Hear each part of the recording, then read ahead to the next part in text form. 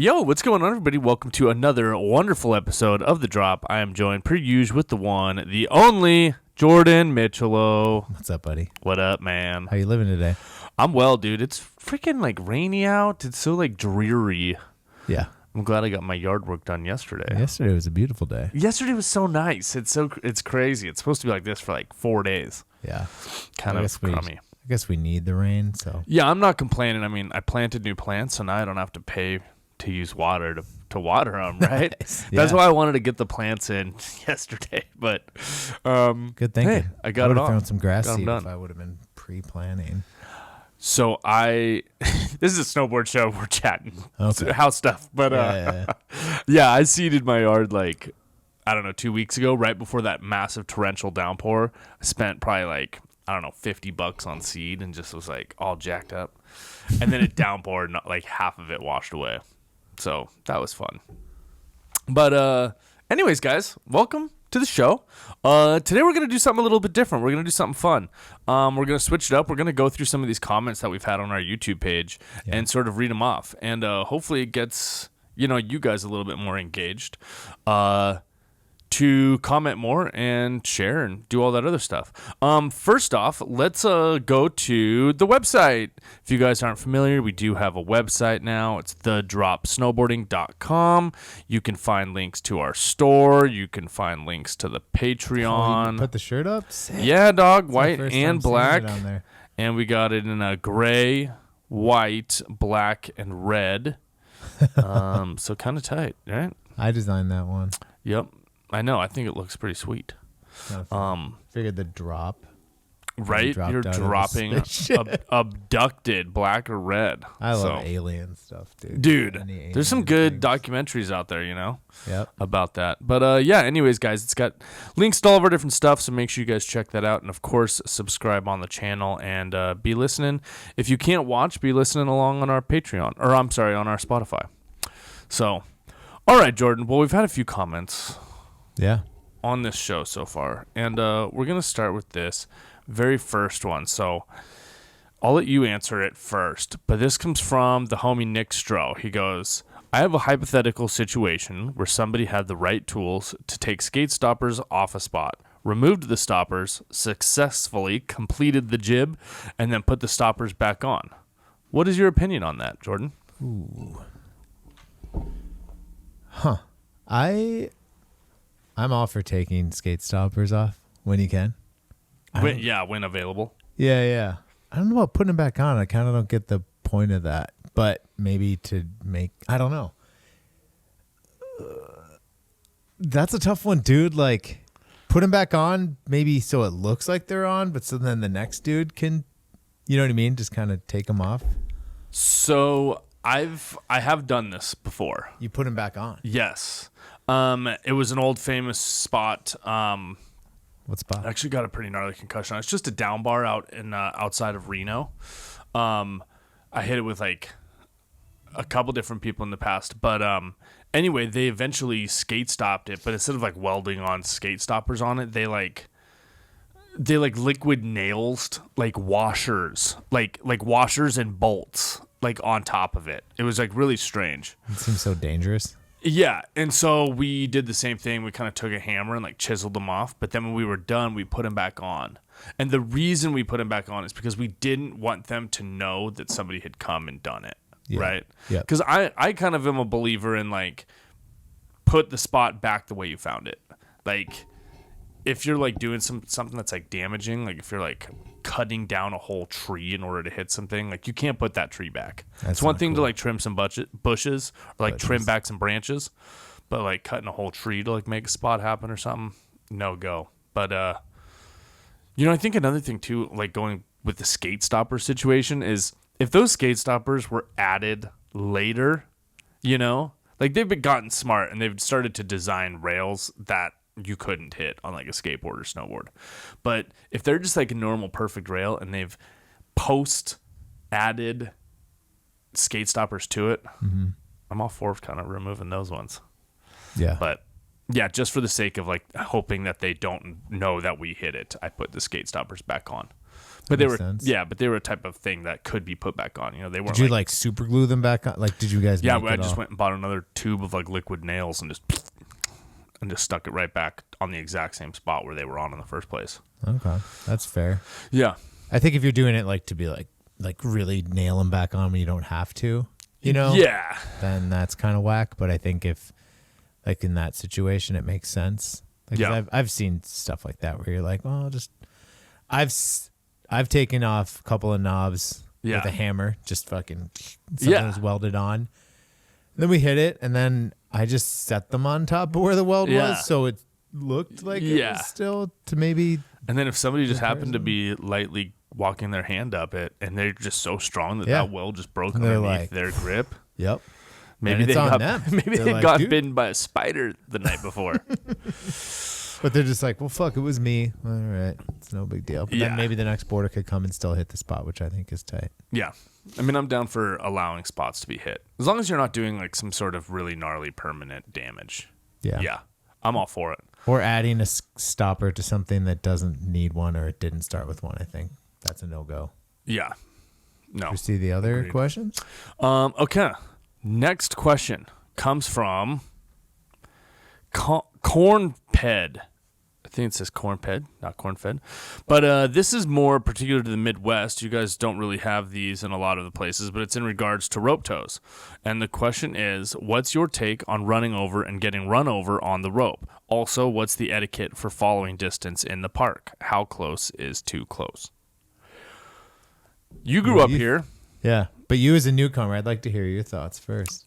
Okay. Well, it's a two-parter. So my take on running over and getting run over on the rope. I think it depends where you're riding. You know, Highland is obviously very cutthroat. Like kids are getting run over, you're getting run over left and right. It's more about learning to dodge the people that are laying there rather than, you know. It also depends on the time of the day. Like if it's because if you let go of the rope, now you're in deep trouble. You know what I mean? Like Yeah. there's 50 kids behind you that are going to take you out. So it's a really dicey question depending on the time of the day you're riding, right? That's fair. Yeah. But if you're going to even if you're at Highland on like the smaller run and the rope is like one person every 20 feet, like that's not, there's all the time in the world to kind of adjust, let the rope slip, give some person more time, Yeah. anything like that. So I think that I was kind of rereading this. It looks like it's how far to follow in the park, I think, in general. oh, well, yeah, I mean, that's the second one, the second part of the question. And I don't know. I think, again, it's all variable, right? Because if you're with a homie, if I'm following you through the park, I know what tricks you've been trying. I know what you're going to try. And then I also kind of know what your success rate of landing that trick is. But on top of that, I also know how quickly you're going to be able to get up out of the way, right? Yeah. Like if we're rallying through doing 50-50s, board slides, whatever, you can be pretty close. But now if I see a kid right in front of me who's hitting that same thing and he's like He's trying his first front threes or something. trying his first 50-50, I'm going to give him like a ton of space, probably not even hit that feature and just give him all the space in the world. So, yeah, that's my take on it. What about you? I think just depending on the size of the feature, enough space just so you're not going to fucking hit the person.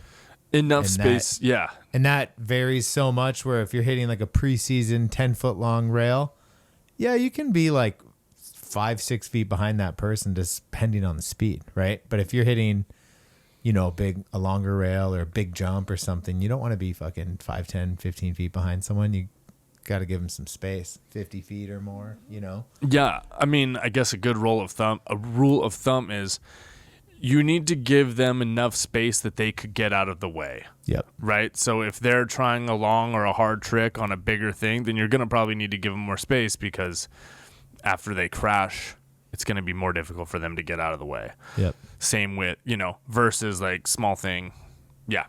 And Well, we ride Highland a lot, so a lot of it's your peripherals are kind of like you're paying attention. you're looking everywhere. It's a video game is that. Like it's For just sure. kind of like you're cruising, paying attention to that. So I think use your best judgment, but just don't be on top of somebody, because then it's your fault if you know what I mean? If someone slides out, that's on you. Yeah, that's definitely like a major thing to think about. It's like not only like giving them space, but giving yourself enough time to be comfortable if they were to fall in front of you, right? Like, I don't want to be riding somebody so close that if they crash, now I'm in deep trouble. Like, it's not just the person you're going to hit or run into that could get hurt. It could also very much be yourself getting hurt. So, again, every situation is different, but know your audience and know your skill level and foresee what's happening. Yep. It was kind of like that one time we were talking on the show about somebody cross-cutting like on the run, like who's in the wrong or whatever. If you're uphill and you are the one that's able to see in front of you, then it's on you to be responsible for your speed and how much space you're giving people. Yeah. So it's true. Got to be aware of your surroundings. Yeah. And then for the tow rope, at least 5 feet, I think, is a good amount of space at least.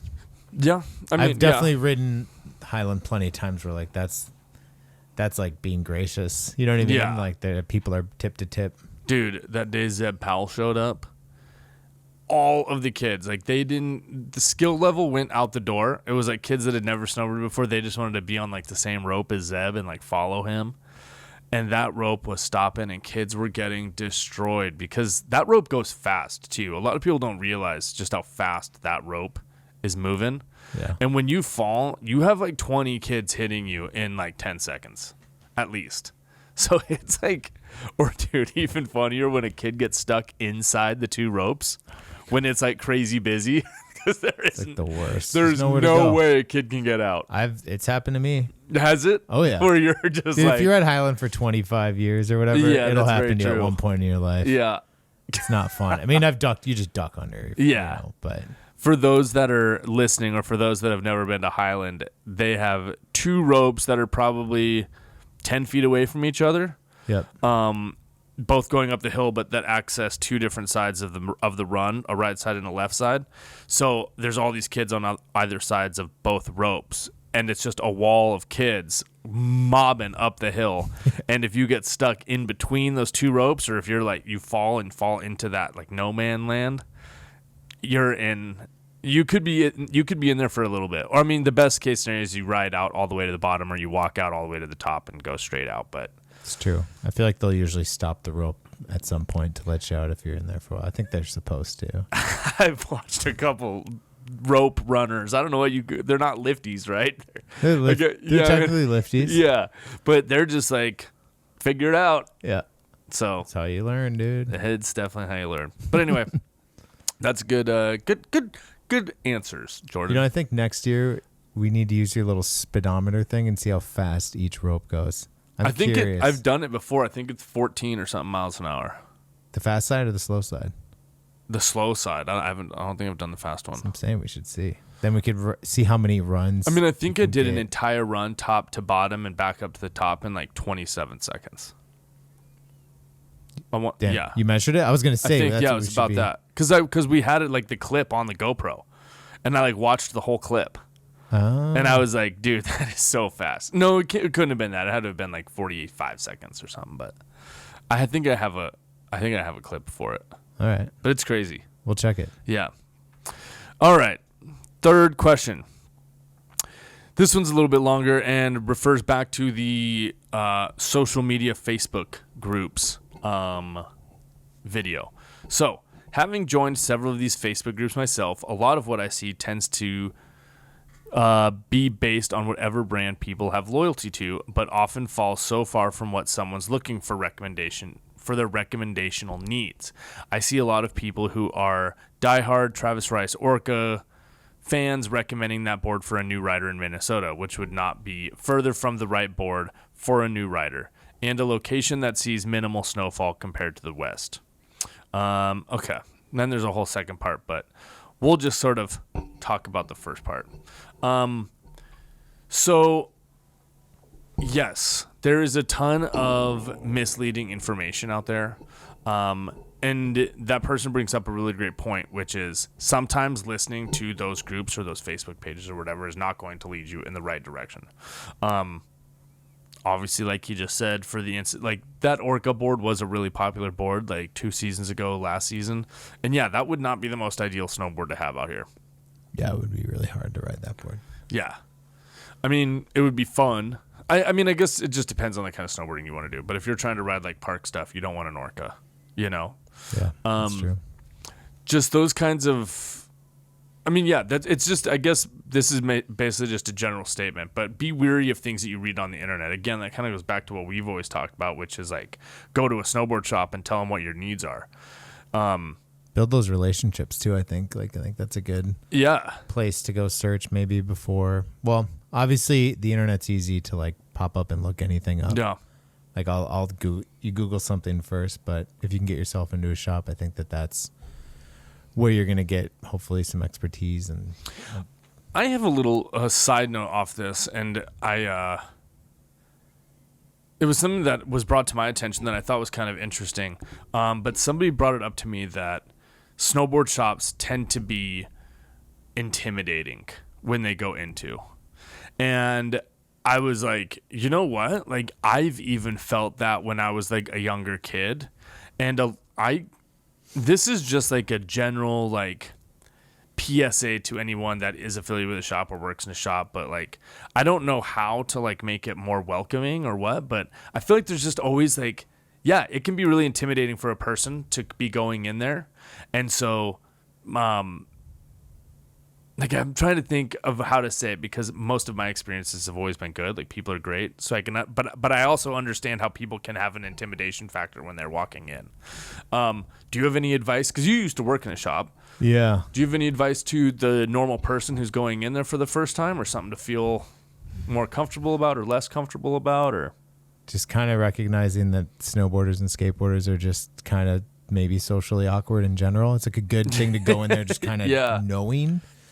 But I definitely remember having that, like going into the shop as a kid, like being like, all right, we're starting skateboarding. Your shoulders are down. You're kind of like, all right, you know, and luckily we had really good experiences like growing up. But even that, like I didn't know like all the lingo, you know? Yeah. I remember asking like actually John Muldoon, like a homie I ended up working with like later in life. But he, I was like, hey, I want to get a skateboard video, like saved up all my money to get a video. And I was like, oh, what do you recommend? And he's like, well, do you like gnarly or tech? And I was like, I didn't know what the fuck gnarly was. I don't know the difference between the two. I had no idea. Like I just had learned how to ollie and I like, wanted to get more. And he kind of explained it and it was cool to have that. But yeah, it was scary. It's scary going to a shop. I think just maybe knowing that and just being like, can't stay away from everything that's scary, I guess. I don't know. I mean, because I don't think they could have even helped the experience out for me in that instance. Yeah. You know what I mean? You're just kind of going in there and it's like there's some punk rock music or rap music with like swear words and you're like 7 years old or 10 years old and you're like, yeah. Whoa, well, this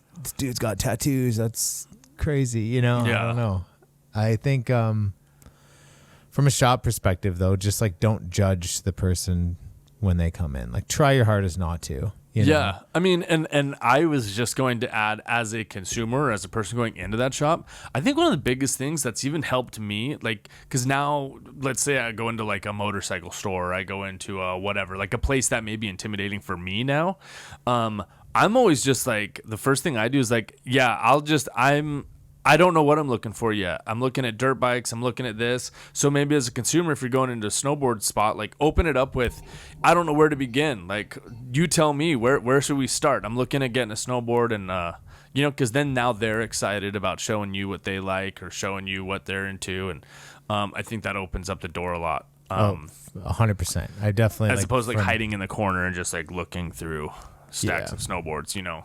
Yeah. So I think that's a good, as a consumer, great thing. Like I'd had that, you know, you'd have the dad who looks very confused, like, dude, this place is weird. What are we doing here? Yeah. My kid just started liking skateboarding or something, but when they can open up with like, you know, you can see the kids there kind of shy and the dad's like, I don't know, like, what do we need here? Like, I have no idea what we're doing. And I could be like, all right, cool. Like, so what are you into, little dude? You know, and then you could have that conversation like, oh, do you want to do tech or gnarly, dude? You know, or what kind of graphics do you like on the wall? Like, let's start there, and then we can kind of work our way into like what sizes and how much money you want to spend, you know, whatever that may be. I mean, hey, going back to our last conversation about how important are graphics, every single person that has talked to me about it or left a comment or something, every single one of them has said graphics over like quality. Yeah. I'll take a shittier snowboard with better graphics every day, Oh yeah. any day of the week, and it is so true. Dude, my first skateboard, or I think the first one I bought is an 8.82 toy machine. I was Oh like my gosh. 12. I had no fucking Yeah. idea, but it was the fists. Still an yeah, iconic yeah. logo. Yeah. But then I went from that to like a 7.75 slick bottom board. Yeah. Because the graphics, dude. Yeah. And I learned how to Is it a Dark skate each Star or one. something? No, it's a World Industries. Okay. Yeah, it's a World Industries with like Wet Boy versus Free Willy. Oh, yeah. Or, yeah, sick. Wet Willy. Wet Willy. Oh, Free Willy? Yeah. Wet Willy. I was Wet Willy, dude, man. Flame Boy, Wet Willy. Were you team Flame Boy or team Wet Willy? I was team Wet Willy, but that's just because my very first skateboard that I ever got was a Wet Willy graphic. It was like camo with a Wet Willy Oh, I know graphic. that one. Yeah, it was pretty sick. But then my second, dude, I wish I still had my second skateboard. It was the Muska Rising Sun deck. Oh, sick. Like an original one, you know, like Yeah, a yeah. real one. It'd probably be worth some dough nowadays. But I had the skated I had the original 25 one with years like ago. the silhouette Muska. oh, dude, that's iconic. I want Same that Travis Parker snowboard, that K2 board. That was a K2, wasn't it? Yeah, so sick. I see. Again, Are we're you talking finding- about the iconic graphics of it, not how good they We're were. both just like, oh, nostalgic, dude. Yeah, dude, it's all about the graphic. It's pretty crazy. Well, it's important. I mean, like kids are influenced by that stuff a For lot. sure. Especially we're talking about the kid buying his first snowboard or skateboard. They're like, oh, dude, I saw Zeb Powell, Yeah. riding that Burton 190 or whatever. I want a 190. Like, Think about how many, if they actually put that board into production, how many people would probably buy it? Just cause.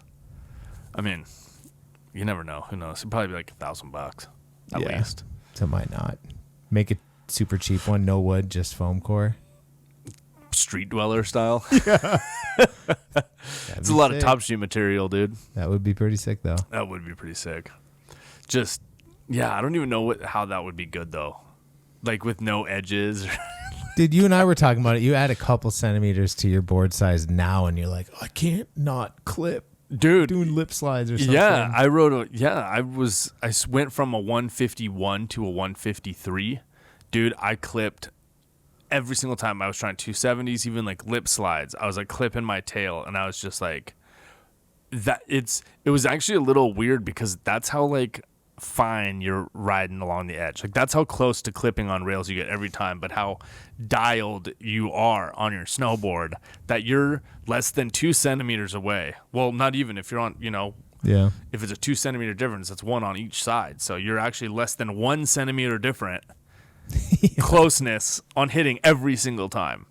That is crazy. It's weird, eye opening. We're talking about an over an inch width on a skateboard deck. Yeah, Being like, oh, dude. I mean, I'm the same exact way. I think my first skateboard was like something big, and then my next skateboard was like a 7.2 or something. Because I was little. yeah. And I didn't know any different. I just was like, that's a sick graphic. I gotta get that board. Yep. But it is funny how that stuff works. Yeah. But I think yeah.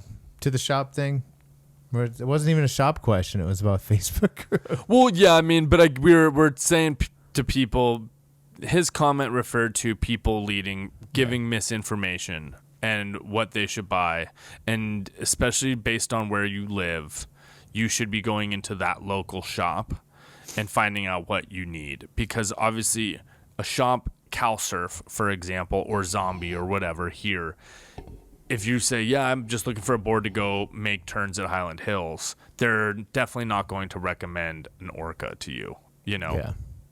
So even though you made it further, that's the greatest snowboard in the world on a Facebook. Well, and you can ask them that question. I definitely remember having that when I worked at the shop. They'd be Yeah. like, oh, I need to get this. And I'm like, probably not, maybe look into this or whatever. But You actually need this way more expensive golden Orca. This Apex Orca, this is the one that's really Yeah. good. And Car it's salesman $1,000 style. more. just so you know, you can get that. It's fine. But It'll you're gonna do okay. really It'll- want this. You want this. Yeah. You think your snowboarding is good now? Wait till you take it to the apex of your abilities. Golden Orca on the bunny hill. Yeah. Learn how to Well, stop I've only on been snowboarding 3 times in my life. Well, the fastest way to get good is by spending more money on some better equipment. Yeah, get a better board, dude. Yeah, well, obviously, I mean, I always knew that if I got new shoes, I would jump higher, right? Damn, that's true. With the right air pockets or Nike springs. Remember Nike Shocks? They I like do. advertised them as you could jump higher. Yep. Did not work. Nope. I remember the first DC snowboard boots. I worked all summer to buy those freaking things because they had the little The air pumps? pump. The Dude, I pumps. loved the pumps. They were sick, but They Yeah. deflated quick. they did. The air leaked out of those pretty They fast. lasted about a season. With the gel toe caps. Yeah. I loved those boots. They look cool. They should The bring those DC back. Phantoms. Is that what the yellow one? Yeah, With the they like yellow- yellow and blue and yeah. They were the S scheme of snowboard boots. They were sick. Do you remember those Wonder shoes? if I S still have shoes? some. They're still around. Yeah. All They those left, came brands. back. Yeah, yeah. Funny, man. Crazy. Following the nostalgia. Well, Hey, yo, oh. really quick. You started a Facebook group that is like a no nonsense kind Yes. If you guys want to, make sure you check out Common Sense Snowboarding. Common sense. Yeah, it's basically. I mean, I just was so sick and tired of those Facebook groups where people were like, "Hey, what?" Like literally, one of the questions I saw on these groups, and I see it all the time, is like, "What angles should I put my stance at?" And I'm like, that is a question that not a single person can answer. Like, you need to find that out on your own, and that's just like one of those common sense questions that, yeah, you don't have to ask, or you shouldn't have to ask if you're on my Facebook group. And that my Facebook group is mostly for people that don't need to ask what angles should my board be at, or my bindings be at on my board. So anyway, make sure you guys check it out, Common Sense Snowboarding. Yep. But that is after, of course, you go to thedropsnowboarding.com, and after you guys subscribe on our YouTube and everything else. Jordan, my dude, thank you so much for joining.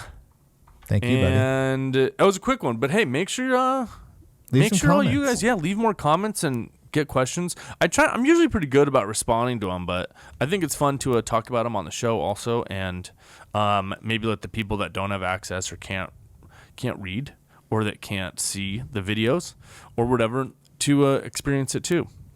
So anyway, guys, thank you so much for joining us. Hope the rain stops. I hope if you're in a place where you're still getting bored, you're loving it. And on top of that, if you live in the southern hemisphere, guess what? Winter's almost here, so that'll be tight too. All right, guys, enough rambling. Enough from me and Jordan. We'll catch you guys later. See ya. Adios. See ya.